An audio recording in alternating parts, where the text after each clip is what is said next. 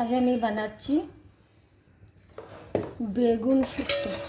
এই যে তেল দিলাম, কি কি লাগবে দেখাচ্ছি। এই যে বেগুন কেটে হলুদ নুন মেখে রেখেছি, চিংড়িতে হলুদ নুন মেখে রেখেছি, বেগুন চিংড়ি, আর এই হচ্ছে দুটো লেবুর পাতা, একটা শুকনো লঙ্কা, আর এই সর্ষে, এই হচ্ছে এই লাগবে। চিংড়ি মাছটা আগে আমি ভেজে নিচ্ছি একটু হালকা ভেজে।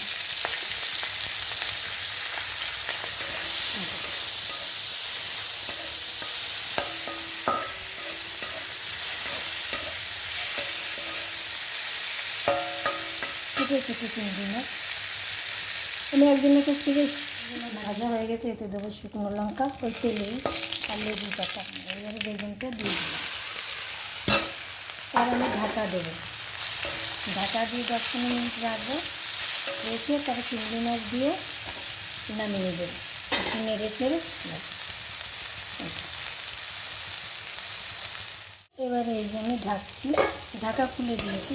এই দেখুন ঢাকা দিয়েছি, জল দিয়ে নিয়েছি, সিদ্ধ হয়ে গেছে। এবারে চিংড়ি মাছটা দিয়ে দেবো,